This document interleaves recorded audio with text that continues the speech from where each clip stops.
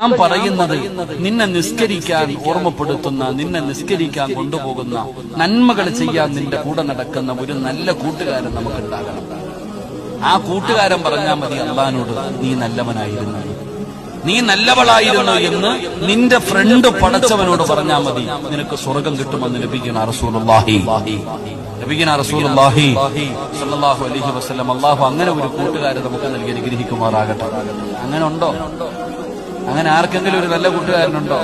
ഞാൻ പറയുന്നത് മോശമായ കൂട്ടുകാരനുമായിട്ട് ബന്ധമുണ്ടാക്കരുത്. അവന്റെ കൂടെ നടന്നിട്ട് പ്രത്യേകിച്ച് പ്രയോജനമൊന്നുമില്ല. അവന്റെ കൂടെ കൂടിയാൽ അള്ളാഹുവിന്റെ ഖുർആൻ പറഞ്ഞ് നീ ഇങ്ങനെ കുത്തിനെ പിടിച്ചു നിർത്തും അള്ളാഹുടെ കോടതിയിൽ. എടാ വൃത്തികെട്ടവനെ, നീ ഒറ്റ ഒരുത്തനാളാ, നിന്റെ കൂടെ ഞാൻ നടന്നില്ലായിരുന്നെങ്കിൽ ഞാൻ രക്ഷപ്പെട്ടു പോയനെ എന്ന് നാളെ പരലോകത്ത് കിടന്നിട്ട് ശപിക്കുന്നവരെ നമുക്ക് കാണാം. അള്ളാഹു നമ്മളെ കാത്തുരക്ഷിക്കുമാറാകട്ടെ. അതുകൊണ്ടാണ് നബിതങ്ങൾ പറഞ്ഞത്, ഒരു മനുഷ്യൻ സ്വർഗത്തിലൂടെ നടക്കുകയാ, ഒരു ചെറുപ്പക്കാരൻ സ്വർഗത്തിലൂടെ നടന്നു പോകുന്നു. അള്ളാഹു ആ മനുഷ്യനോട് ചോദിക്കും, എന്താടാ ചങ്ങാതി നിനക്ക് സന്തോഷമില്ലാത്ത, എന്താ നിനക്കൊരു സന്തോഷമില്ലാത്ത?